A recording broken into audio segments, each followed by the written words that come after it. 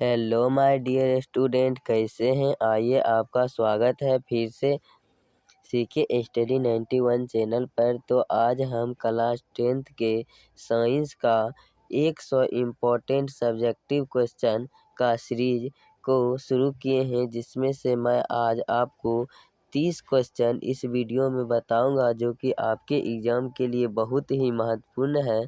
तो चलिए, आज हम 30 बहुत ही महत्वपूर्ण क्वेश्चन को कराएंगे, जो कि क्लास 10th के साइंस का है। तो चलिए सेशन को शुरू करते हैं। तो आज का फर्स्ट नंबर क्वेश्चन है, कहता है कि एलपीजी क्या है, इसके उपयोग को लिखे। तो एलपीजी क्या है? एलपीजी आपके घर में सिलेंडर में भरा रहता है, तो वो क्या है और इसके उपयोग के बारे में लिखना है। तो देखते हैं, इसका आंसर है एलपीजी एक हाइड्रोकार्बन है। एलपीजी एक क्या है? हाइड्रोकार्बन है, जिसमें मुख्य रूप से ब्यूटेन, प्रोपेन, एथेन पाए जाते हैं। यह ईंधन जलकर पर्याप्त मात्रा में ऊष्मा देते हैं, जो उत्तम ईंधन माना जाता है। जो कि कैसा ईंधन माना जाता है? तो उत्तम ईंधन माना जाता है। अब मैं आपको समझाने का प्रयास करता हूँ कि एलपीजी एक कार्बोहाइड्रेट या हाइड्रोकार्बन ईंधन है। क्या है? एलपीजी एक हाइड्रोकार्बन ईंधन है, जिसमें मुख्य रूप से क्या पाया जाता है? तो मुख्य रूप से ब्यूटेन, प्रोपेन तथा एथेन पाए जाते हैं। मुख्य रूप से एलपीजी में ब्यूटेन, प्रोपेन तथा एथेन पाए जाते हैं। यह ईंधन जलकर पर्याप्त मात्रा में ऊष्मा देते हैं। यह ईंधन जलकर पर्याप्त मात्रा में क्या देते हैं? तो ऊष्मा देते हैं। तथा यह एक उत्तम ईंधन माना जाता है। इसका उपयोग को देखते हैं। तो एलपीजी गैस का उपयोग घरों में खाना बनाने में दहन के रूप में किया जाता है। एलपीजी गैस सिलेंडर में भरा रहता है, लिक्विफाइड पेट्रोलियम गैस।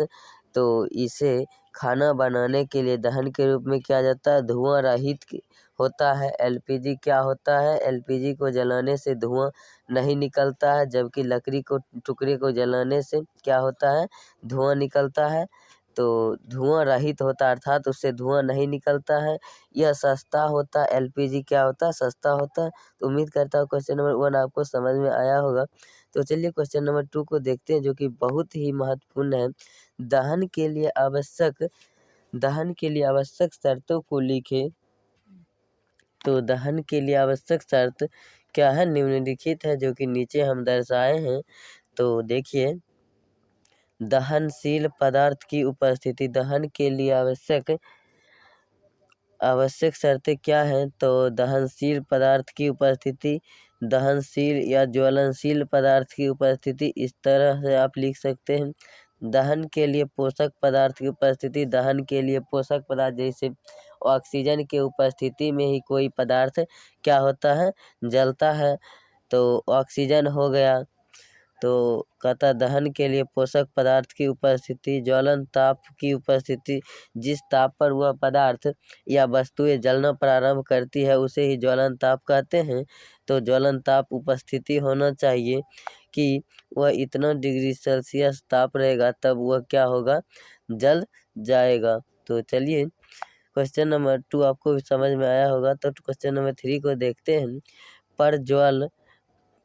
प्रज्वलन या ज्वलन ताप क्या है? प्रज्वलन या ज्वलन ताप क्या है? तो बहुत आसान भाषा में और बहुत छोटे आंसर को लिखे हैं, आपको समझ में आएगा। वैसा न्यूनतम तापमान पर कोई पदार्थ जलना प्रारंभ कर देता है, उसे ज्वलन या ज्वलन ताप कहते हैं।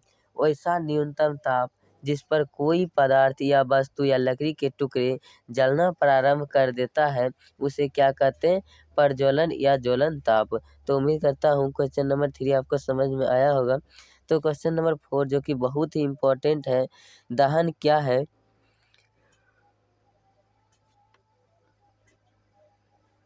दहन एक ऐसी रासायनिक अभिक्रिया है जिसमें कोई पदार्थ ऑक्सीजन के संयोग कर ऊष्मा तथा प्रकाश उत्सर्जित करते हैं। दहन एक कैसी अभिक्रिया है? दहन एक रासायनिक अभिक्रिया है जिसमें कोई पदार्थ ऑक्सीजन से सहयोग कर, किससे? O2 मतलब ऑक्सीजन, ऑक्सीजन से सहयोग कर उष्मा, यहाँ पर क्या? उष्मा अर्थात हीट, उष्मा उत्सर्जित करते हैं तो उसे क्या कहते हैं? उसे दहन कहते हैं। तो उम्मीद करता हूँ क्वेश्चन नंबर 4 आपको समझ में आया होगा। तो चलिए क्वेश्चन नंबर 4 के लिए कुछ लिखे हैं क्या इक्वेशन, रिएक्शन लिखे हैं। तो देखिए कहता है carbon plus oxygen, carbon plus oxygen को अभिक्रिया कराए तो क्या बन गया? CO2 और लास्ट में उष्मा और प्रकाश, ये सभी क्या हुआ? उत्सर्जित हुआ। तो उम्मीद करता हूँ क्वेश्चन नंबर 4 आपको समझ में आया होगा। तो चलिए क्वेश्चन नंबर 5 को देखते हैं। वियोजन एवं अपघटन अभिक्रिया क्या, जो कि बहुत ही इम्पोर्टेंट है आपके एग्जाम की दृष्टि से। बहुत बार बिहार बोर्ड एग्जाम में ऐसे क्वेश्चन को टारगेट करती है। तो देखते हैं वियोजन अभिक्रिया क्या है। तो यहाँ पर वो काट लीजिएगा। वैसी रासायनिक अभिक्रिया जिसमें एक पदार्थ टूटकर, वैसी रासायनिक अभिक्रिया जिसमें एक पदार्थ टूटकर दो या दो से अधिक पदार्थों की निर्माण करती है उसे वियोजन अभिक्रिया कहते हैं। वियोजन या अपघटन अभिक्रिया कहते हैं। यहाँ पर आप वियोजन कर लीजिएगा, उसे वियोजन या अपघटन अभिक्रिया कहते हैं। उसे क्या कहते हैं? वियोजन या अपघटन अभिक्रिया कहते हैं।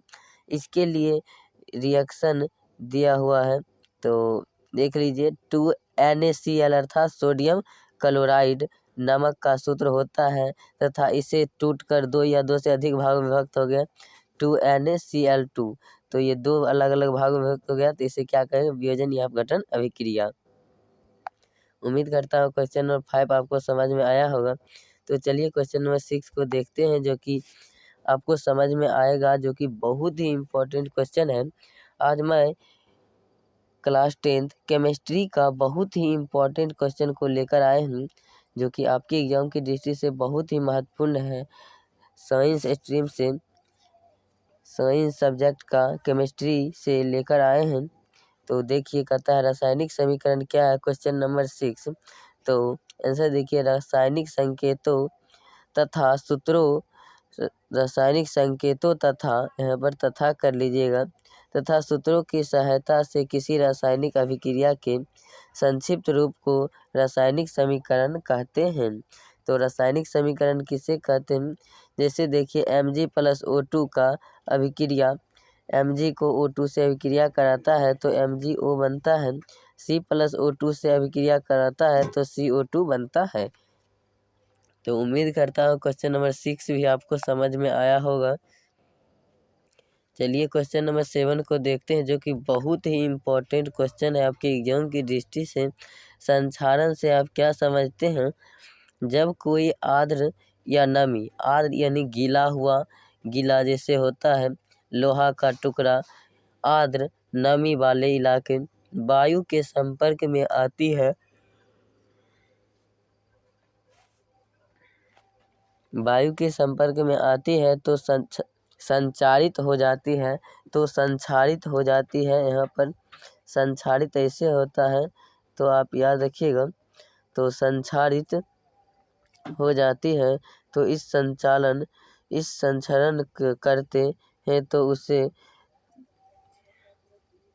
तो इसे संक्षारण कहते हैं। इसे क्या कहते हैं? संक्षारण कहते हैं। यहाँ पर भी आप संक्षारण कर लीजिएगा।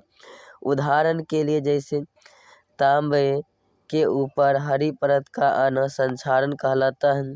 तांबे के ऊपर हरी परत आना संक्षारण कहलाता है। जब तांबे गीला नमी युक्त स्थान पर रख दिया जाता है तो उस पर हरा रंग का परत जम जाता है।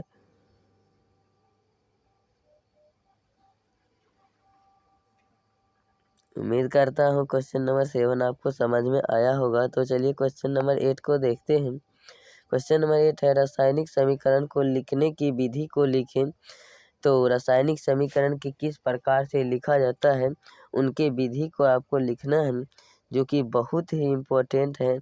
तो कहता है अभिकारक की बायां तथा प्रतिफल के दायां लिखते हैं। इस तरफ आप अभिकारक लिखते हैं और इस तरफ क्या लिखते हैं? प्रतिफल को लिखते हैं। तो अभिकारक को क्या लिखते हैं, बायां, और प्रतिफल को दायां लिखते हैं, इस तरह लिखते हैं। तो अब पॉइंट नंबर 2 कहता है यदि अभिकारक एवं प्रतिफल की संख्या 2 या 2 से अधिक हो तो उनके बीच प्लस का चिन्ह देते हैं। जैसे C+O2 ऐसे रहता है तो इसके बीच क्या देते हैं, 1 या 2 या 2 से अधिक रहता है, 2 है तो इसके बीच क्या दिए, प्लस दिए, तो ये रिएक्शन कर क्या बना लेता है, CO2। तो उम्मीद करता हूँ कि पॉइंट नंबर 2 भी आपको समझ में आया होगा। तो पॉइंट नंबर 3 कहता है इसके बाद समीकरण के दोनों ओर तत्वों के परमाणुओं की संख्या को बराबर करना होता है। जैसे कि NaCl तो इधर बट गया 2NaCl2, तो यह इधर ऐसे लिखा गया है। तो दोनों तरफ इसके बाद समीकरण के दोनों ओर तत्वों परमाणुओं की संख्या को बराबर करना होता है। तो यहाँ N अर्थात सोडियम की संख्या कितना है, तो 2 है, तो यहाँ पर सोडियम कितना है, तो 1 ही है, तो यहाँ 2 से गुना कर देंगे। अब यहाँ Cl2 क्लोरीन कितना है, 2 है, और यहाँ पर क्लोरीन 1 है, लेकिन यहाँ पर 2 गुना हुआ तो क्लोरीन भी 2 हो चुका है। तो इसे ही कहते हैं इसके बाद समीकरण के दोनों ओर तत्वों की परमाणुओं की संख्या को क्या करते हैं, बराबर करते हैं। तो उम्मीद करता हूँ कि पॉइंट नंबर 3 भी आपको समझ में आया होगा।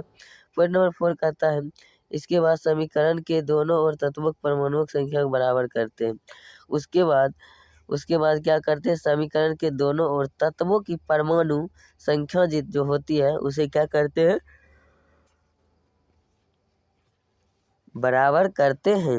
उम्मीद करता हूँ क्वेश्चन नंबर 8 आपको समझ में आया होगा। तो चलिए क्वेश्चन नंबर 9 को देखते हैं, जो कि बहुत ही इम्पोर्टेंट है। तो देखते हैं क्वेश्चन नंबर 9 कहता है श्वसन को ऊष्माक्षेपी अभिक्रिया कहा जाता है, क्यों। बहुत ही इम्पोर्टेंट क्वेश्चन 2023 एग्जाम के लिए।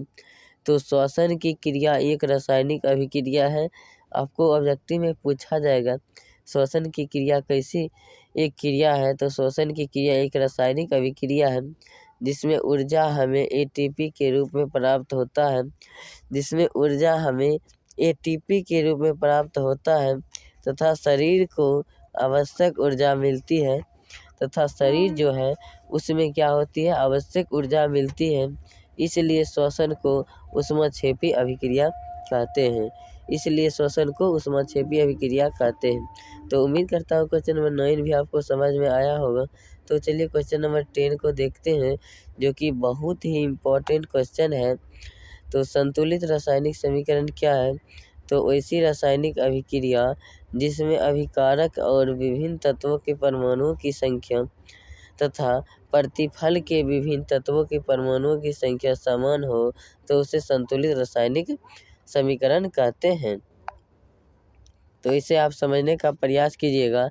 वैसी रासायनिक अभिक्रिया जिसमें अभिकारक जैसे C+O2 हम लिए और इधर बन गया CO2, तो C+O2 तो CO2 बन गया, और इसमें क्या कहता है, अभिकारक, ये इधर क्या होगा अभिकारक और इधर क्या होगा प्रतिफल अर्थात उत्पाद। ये क्या है, प्रतिफल उत्पाद, ये क्या है, टोटल अभिकारक है।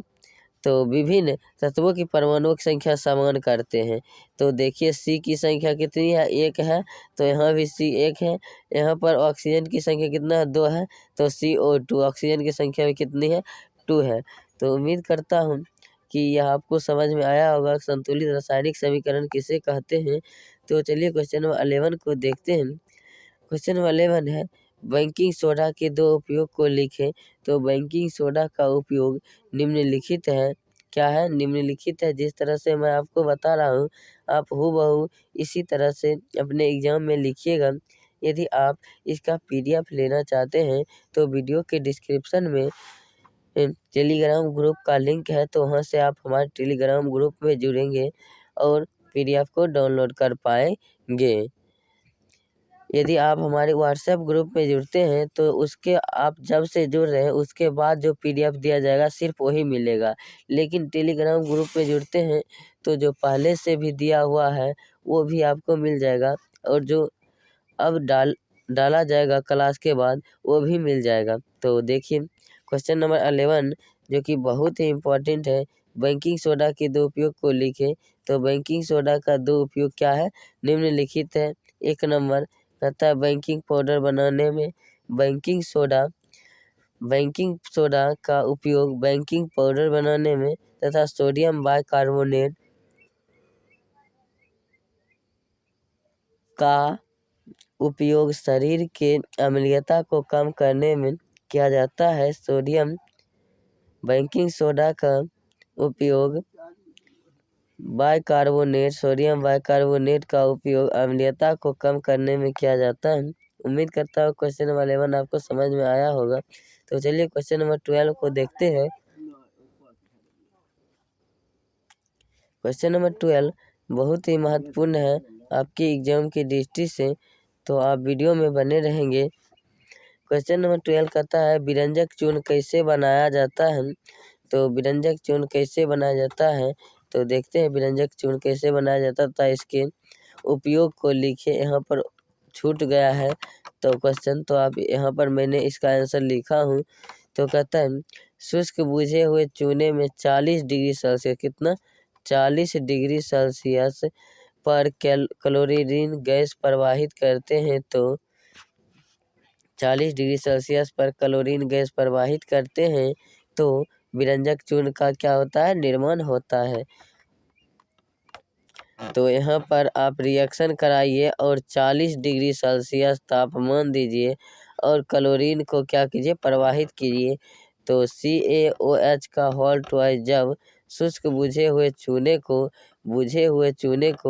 40 डिग्री सेल्सियस पर डाला जाता है तो क्या प्राप्त होता है, व्यंजक चूर्ण प्राप्त होता है। तो व्यंजक चूर्ण का सूत्र क्या होता है, CaOCl का whole twice Cl plus H2O। तो यहाँ पर ये क्या बन गया है इसका।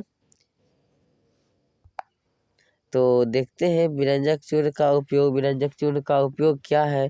तो कीटाणुनाशक के रूप में व्यंजक चूर्ण का उपयोग किया जाता है। जैसे कि बाढ़ वाले क्षेत्र में, इलाके में जब बाढ़ आता है उसके बाद बाढ़ चली जाती है तो आसपास के दलदली वाले स्थान में मक्खर, कीड़े तथा बहुत से ऐसे जीवाणु रहते हैं जो कि हमारे पर्यावरण को क्षति पहुंचाते हैं।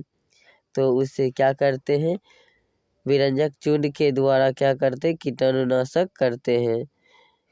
पॉइंट नंबर 2 है क्लोरीन तथा क्लोरोफॉर्म बनाने के लिए व्यंजक चूर्ण का उपयोग किया जाता है। पॉइंट नंबर 3 है कपड़ा एवं कागज रंजित करने में किया जाता है। तो उम्मीद करता हूँ क्वेश्चन नंबर 12 भी आपको समझ में आया होगा। तो चलिए क्वेश्चन नंबर 13 को देखते हैं जो कि बहुत ही इम्पोर्टेंट है आपके एग्जाम के लिए। कहता है क्वेश्चन नंबर 13 रासायनिक गुणधर्मों के आधार पर धातु एवं अधातु में अंतर लिखें। तो आपको क्या लिखना है, धातु तथा अधातु में अंतर। तो रासायनिक गुणधर्मों के आधार पर धातु एवं धातु में अंतर निम्नलिखित है। आप इस तरह से क्वेश्चन को लिखना पसंद करोगे। और यहाँ पर मैंने धातु लिखा हूँ, लेकिन आप इस तरह से यहाँ तक धातु हो गया तो इस तरफ से इधर अधातु लिखिएगा और आंसर को लिखिएगा। तो मैंने असुविधा के कारण ऐसे लिखा हूँ तो आप समझ सकते हैं। तो धातु के बारे में लिखिए। तो धातु में एक प्रकार की चमक पाई जाती है, जिसे क्या कहते हैं, धातुई चमक कहते हैं। जबकि अधातु में कोई चमक नहीं पाई जाती है, कि क्या कहते हैं, अधातु में किसी प्रकार का चमक नहीं पाई जाती है। पॉइंट नंबर 2 है धातु ऊष्मा का सुचालक होता है। धातु जितने भी हैं वो क्या होते हैं, ऊष्मा के सुचालक होते हैं। पॉइंट नंबर 3 है धातु में घनत्व उच्च होता है। धातु में क्या होता है, घनत्व उच्च होता है। पॉइंट नंबर 4 है धातु में तन्यता जैसे गुण पाए जाते हैं। धातु में गुण पाए जाते हैं, किसके तरह आघात, वन्यता एवं तन्यता जैसे गुण पाए जाते हैं। उम्मीद करता हूँ क्वेश्चन नंबर 13 आपको समझ में आया होगा। और इसका देखते हैं अधातु में अंतर क्या है। तो अधातु का अंतर थोड़ी नीचे है अगली स्लाइड में, तो देखते हैं। कहता है अधातु में घनत्व निम्न होता, उसमें घनत्व क्या हो रहा था, उच्च हो रहा था, इसमें घनत्व क्या हो रहा, निम्न हो रहा है। पॉइंट नंबर 4 है धातु में आघात वन्यता तथा तन्यता जैसे गुण नहीं पाए जाते हैं। आघात वन्यता तथा तन्यता जैसे गुण और धातु में क्या होते हैं, नहीं पाए जाते हैं। तो उम्मीद करता हूँ क्वेश्चन नंबर 13 आपको समझ में आया होगा। तो चलिए क्वेश्चन नंबर 14 को देखते हैं, जो कि आपके एग्जाम की दृष्टि से बहुत ही महत्वपूर्ण है। तो क्वेश्चन नंबर 14 है, कह रहा है कि कार्बोहाइड्रेट क्या ये कितने प्रकार के होते हैं। तो आंसर इसका क्या है, कार्बोहाइड्रेट कार्बन के मिश्रण हाइड्रोजन कहते हैं। कार्बोहाइड्रेट कार्बन तथा हाइड्रोजन, कार्बन और हाइड्रोजन और कार्बन के मिश्रण को कार्बोहाइड्रेट कहते हैं, क्योंकि कार्बोहाइड्रेट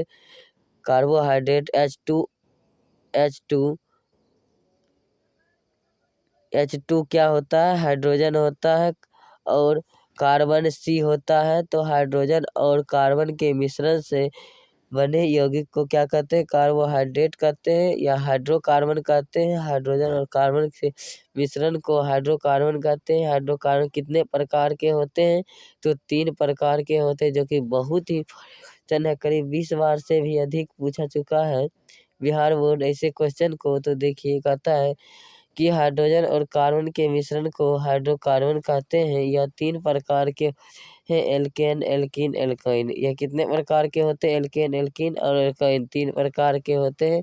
तो चलिए क्वेश्चन नंबर 14 आपको समझ में आया होगा। तो चलिए क्वेश्चन को देखते हैं, जो कि आपके एग्जाम के लिए बहुत ही इम्पोर्टेंट है।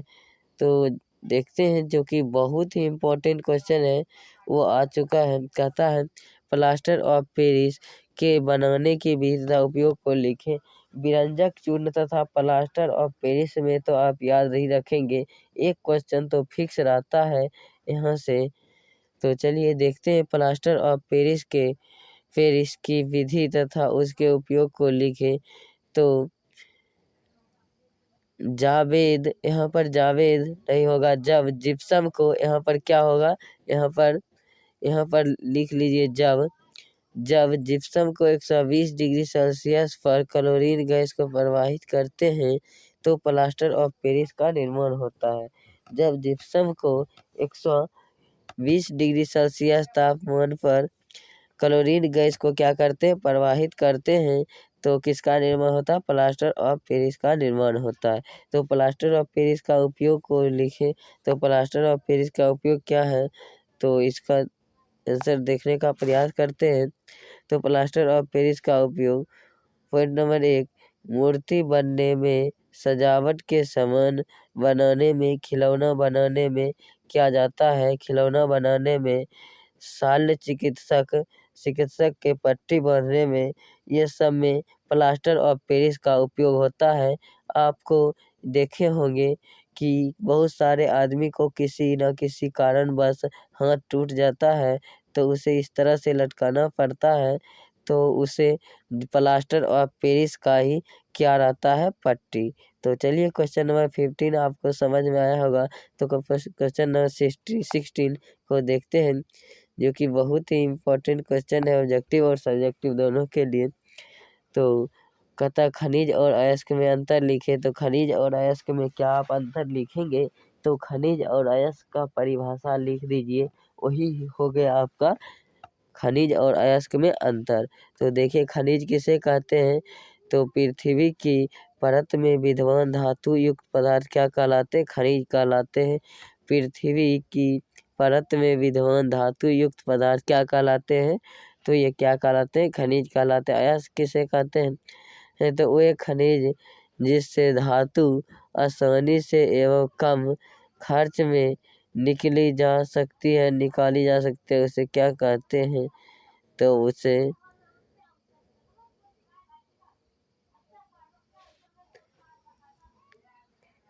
अयस्क किसे कहते हैं, तो वो एक खनिज जिससे धातु आसानी से तथा कम खर्च में आसानी से तथा कम लागत में प्राप्त किया जा सकता है उसे क्या कहते हैं? अयस्क कहते हैं। खनिज किसे कहते हैं? पृथ्वी की परत विद्यमान धातु युक्त पदार्थ क्या कहलाते हैं? धातु युक्त पदार्थ क्या कहलाते हैं? खनिज कहलाते हैं। तो चलिए क्वेश्चन नंबर 17 को देखते हैं, जो कि बहुत ही इम्पोर्टेंट क्वेश्चन है। तो कहता है साबुन के और अपमार्जक में अंतर लिखे। तो साबुन और अपमार्जक में अंतर लिखना है आपको। तो मैंने दो अंतर लिखे हैं, क्योंकि आपको एग्जाम में 2 मार्क्स ही दिए जाएंगे। तो कहता है साबुन द्वारा कठोर जल से धुलाई का कार्य करने में कठिनाई होता है। साबुन के द्वारा कठोर जल से धुलाई कार्य करने में कठिनाई होती है, जबकि अपमार्जक में कहता अपमार्जक द्वारा कठोर जल से भी धुलाई की जा सकती है। अपमार्जक में आप लिखेंगे फर्स्ट नंबर पॉइंट, अपमार्जक द्वारा कठोर जल से धुलाई किया जा सकता है। तो अगला पॉइंट अगले स्लाइड में है, तो देखते हैं। कहता है साबुन अपमार्जक से कम धुलाई का कार्य करता है। साबुन क्या करता है? अपमार्जक से कम धुलाई का कार्य करता है। तो अगले पॉइंट को देखते हैं। तो अगला पॉइंट अपमार्जक में है। कहता है कि अपमार्जक में साबुन से ज़्यादा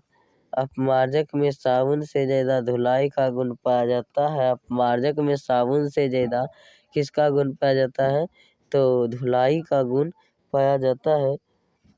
तो उम्मीद करता हूँ क्वेश्चन नंबर 17 आपको समझ में आया होगा। तो चलिए क्वेश्चन नंबर 18 को देखते हैं। तो क्वेश्चन नंबर 18 है एल्यूमीनियम अत्यधिक क्रियाशील धातु है, फिर भी इसका उपयोग खाना बनाने के बर्तन के रूप में किया जाता है, क्यों? एल्युमिनियम क्या है? बहुत ही कीमती वस्तु है,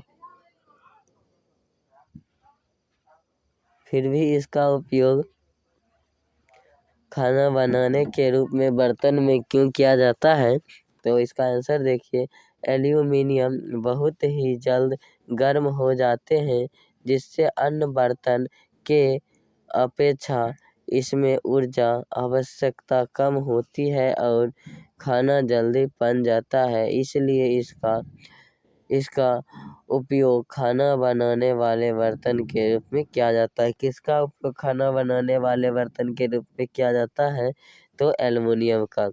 उम्मीद करता हूँ क्वेश्चन नंबर 18 आपको समझ में आया होगा। तो चलिए क्वेश्चन 19 को देखते हैं। कहता है जल की अनुपस्थिति में अम्ल का व्यवहार अम्लीय होता है, क्यों? तो जल की उपस्थिति में अम्ल का व्यवहार अम्लीय करता है, क्यों? तो चलिए इसको देखते हैं। कहता है आंसर में अम्ल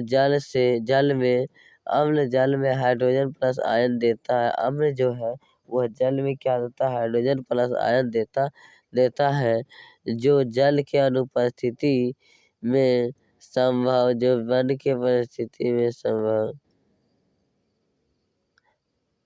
संभव नहीं है। इसलिए जल में अनुपस्थिति में अम्ल का व्यवहार अम्लीय होता है। जल की अनुपस्थिति में अम्ल का व्यवहार क्या होता है? अम्लीय होता है। क्वेश्चन नंबर 20 को देखते हैं। समजातीय श्रेणी क्या है? तो समजातीय श्रेणी वैसा श्रेणी जिसके बीच का अंतर बॉन्ड CH2 का हो उसे क्या कहते हैं? उसे समजातीय श्रेणी कहते हैं। उसे क्या कहते हैं? समजातीय श्रेणी कहते हैं। तो उम्मीद करता हूँ क्वेश्चन नंबर 20 भी आपको समझ में आया होगा, जैसे CH4 C2H6 C3H8 इत्यादि। तो चलिए क्वेश्चन नंबर 21 को देखते हैं, जो कि बहुत ही इम्पोर्टेंट क्वेश्चन है। आज का सेशन आपके लिए बहुत इम्पोर्टेंट है। यदि आप इस वीडियो को नहीं देखते हैं तो आप बहुत बड़ी गलती कर चुके होंगे। तो चलिए क्वेश्चन नंबर 21 कहता है प्रतिस्थापन अभिक्रिया क्या है? तो ऐसी रासायनिक अभिक्रिया जिसमें अधिक क्रियाशील यौगिक कम क्रियाशील यौगिक, यहाँ पर यौगिक नहीं, यहाँ पर यौगिक कर लीजिए। अधिक यौगिक कम क्रियाशील यौगिक को प्रतिस्थापित कर देता है तो इन्हें प्रतिस्थापन अभिक्रिया कहते हैं। तो प्रतिस्थापन अभिक्रिया किसे कहते हैं यह आपको समझ में आया होगा। तो कहता है ऐसी रासायनिक अभिक्रिया जिसमें अधिक क्रियाशील यौगिक, जो बहुत अधिक क्रियाशील यौगिक है, वह यौगिक को प्रतिस्थापन कर देता है तथा उन्हें प्रतिस्थापन अभिक्रिया कहते हैं। जैसे CuSO4 प्लस Fe इसे रिएक्शन कराए तो FeSO4 प्लस Cu। तो चलिए क्वेश्चन नंबर 21 आपको समझ में आया होगा। तो क्वेश्चन नंबर 22 को देखते हैं, जो कि आपके लिए बहुत ही महत्वपूर्ण है। तो नाभिकीय विखंडन तथा नाभिकीय संलयन अभिक्रिया क्या है। तो नाभिकीय विखंडन, जो कि बहुत ही इम्पोर्टेंट क्वेश्चन, नाभिकीय विखंडन और नाभिकीय संलयन, ये क्वेश्चन 5 मार्क्स में पूछे जाते हैं, लेकिन एक साथ है तो आप दो क्वेश्चन को देख सकते हैं। तो कहता नाभिकीय विखंडन तथा नाभिकीय संलयन क्या है। तो नाभिकीय विखंडन, जब दो या दो से अधिक नाभिक के रूप में कोई बड़े नाभिक टूटता है तो नाभिकीय विखंडन कहते हैं। तो नाभिकीय संलयन किसे कहते हैं। तो पॉइंट नंबर 2 में है वैसी अभिक्रिया जिसमें दो या दो से अधिक नाभिक मिलकर, दो या दो से अधिक छोटे छोटे नाभिक मिलकर एक बड़े नाभिक का निर्माण करता है, तो उसे क्या कहते हैं, उसे नाभिकीय संलयन कहते हैं। जैसे देखिए वैसी अभिक्रिया जिसमें दो या दो से अधिक नाभिक मिलकर एक बड़े यौगिक का निर्माण है, उन्हें नाभिकीय संलयन कहते हैं। हाइड्रोजन बम इसी सिद्धांत पर कार्य करता है। हाइड्रोजन बम किस सिद्धांत पर कार्य करता है। तो हाइड्रोजन बम नाभिकीय संलयन पर कार्य करता है। चलिए क्वेश्चन नंबर 23 है। कहता है कि 3 मिश्र धातु के नाम लिखे। 3 मिश्र धातु का नाम लिखना है आप। तो 3 मिश्र धातु कौन कौन है। नाइक्रोम, कस्टैंगन, तांबा, ये सभी क्या है, मिश्र धातु है। क्वेश्चन नंबर 24 है। कहता है गर्म जल के टैंक बनाने में तांबा का इस्तेमाल होता है परंतु इस्पात का नहीं, क्यों। तो गर्म जल का टैंक बनाने में तांबा का उपयोग होता है, स्टील का नहीं, क्यों। स्टील का उपयोग होता है, तांबा का नहीं, क्यों। तांबा का इस्तेमाल होता है, क्या होता है, तांबा का इस्तेमाल होता है। कहता है कि गर्म जल में को टैंक बनाने के लिए तांबा का इस्तेमाल होता है परंतु इस्पात का नहीं, कारण दे। तो चलिए इसका आंसर देखते हैं और कारण देते हैं। तो इसका आंसर बहुत छोटा है। कहता है तांबा लोहे से अधिक विद्युत चालक है, इसलिए तांबा का प्रयोग टैंक बनाने में किया जाता है। इसलिए तांबा का प्रयोग किस में किया जाता है। तो टैंक बनाने में किया जाता है। तो चलिए क्वेश्चन नंबर 25 है। कहता है चालक तथा विद्युत रोधी पदार्थ में अंतर खोल। तो चालक तथा विद्युत रोधी पदार्थ में अंतर क्या है, निम्नलिखित है। इस तरह से लिखना शुरू करेंगे आप। चालक तथा विद्युत निम्नलिखित है। तो यहाँ पर चालक पदार्थ, यहाँ पर विद्युत रोधी पदार्थ। तो चालक पदार्थ किसे कहते हैं। तो कहता है जैसे चालक पदार्थ, इसका उदाहरण जैसे चांदी, सोना, तांबा, लोहा, जानवर के शरीर, ग्रेफाइट और शुद्ध जल इत्यादि, ये सब क्या है, चालक पदार्थ है। जबकि अचालक पदार्थ या विद्युत रोधी पदार्थ किसे कहते हैं। तो इसका उदाहरण, किसका उदाहरण, विद्युत रोधी पदार्थ का उदाहरण मोम क्या है, विद्युत रोधी पदार्थ के उदाहरण जैसे मोम, चमड़ा, रबर, लकड़ी, शुद्ध जल, रुई, रेशम इत्यादि, रेशम की धागा इत्यादि क्या है, विद्युत रोधी पदार्थ हैं। तो चलिए क्वेश्चन नंबर 26 को देखते हैं। उम्मीद करता हूँ कि 25 नंबर क्वेश्चन तक आपको समझ में आया होगा। तो 26 नंबर देखते हैं। धातु की कुल संख्या कितनी है। तो धातु की कुल संख्या 88 है। और उपधातु की संख्या कितनी है। तो उपधातु की कुल संख्या 8 है। तथा अधातु की कुल संख्या कितनी है। तो अधातु की कुल संख्या 22 है। तो उम्मीद करता हूँ क्वेश्चन नंबर 26 तक आपको समझ में आया होगा। तो यदि आपको वीडियो अच्छा लग रहा है तो प्लीज़ वीडियो को लाइक करेंगे और चैनल को सब्सक्राइब करेंगे और अपने दोस्तों को शेयर करेंगे, क्योंकि वो भी इस वीडियो का लाभ उठा सके और 2023 एग्ज़ाम की तैयारी बहुत अच्छी तरह से कर सकते हैं। तो चलिए 27 नंबर क्वेश्चन है, बायोगैस क्या है? तो बायोगैस क्या है? तो जीव जंतुओं के अवशेषों से गैस प्राप्त होता है, तो उसे बायोगैस कहते हैं। वैसा उसे क्या कहते हैं? बायोगैस किसे कहते हैं? जीव जंतुओं का अवशेष से जो गैस प्राप्त होता है उसे क्या कहते हैं? बायोगैस। उदाहरण के लिए मीथेन, गोबर गैस इत्यादि।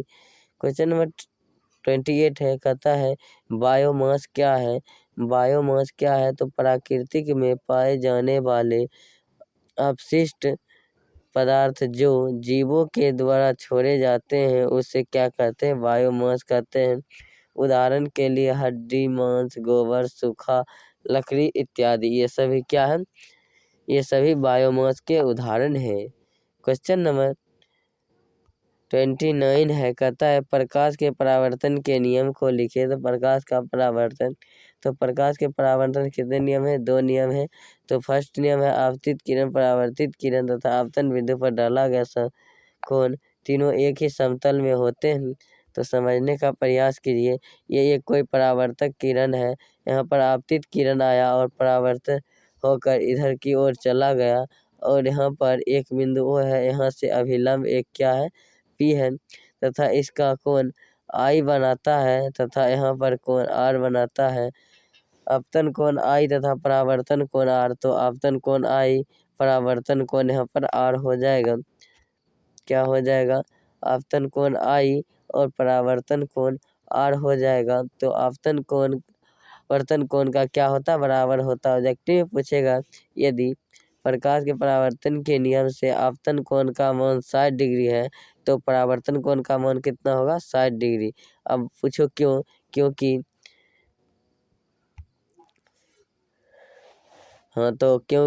क्योंकि कोण I बराबर क्या होता है? कोण R होता है। कोण I बराबर कोण R। तो चलिए अगले क्वेश्चन की तरफ बढ़ते हैं। तो क्वेश्चन नंबर 30 और इस वीडियो का लास्ट क्वेश्चन है, जो कि आपके लिए बहुत ही महत्वपूर्ण है। तो चलिए देखते हैं। कहता है कि प्रकाश के अपवर्तन के नियम को लिखे। तो प्रकाश के अपवर्तन के 2 नियम है। कितने नियम है? 2 नियम है। आपतित किरण, अपवर्तित किरण तथा आपतन बिंदु पर डाला गया लंब तीनों एक ही तल में हो क्या होते हैं? एक ही तल में होते हैं। पॉइंट नंबर दूसरा है, किन्हीं 2 माध्यमों के लिए आपतन कोण की जया sin I, अपवर्तन कोण की जया sin R के नेतांग होता है। इसे स्नेल का नियम कहते हैं। तो नेतांग बराबर क्या? sin I/R। तो उम्मीद करता हूँ कि यह वीडियो आपको अच्छा लगा होगा। यदि वीडियो अच्छा लगा है तो प्लीज़ चैनल को सब्सक्राइब करेंगे, वीडियो को लाइक करेंगे और अपने दोस्तों के साथ शेयर करेंगे। थैंक यू, धन्यवाद, जय हिंद, जय भारत।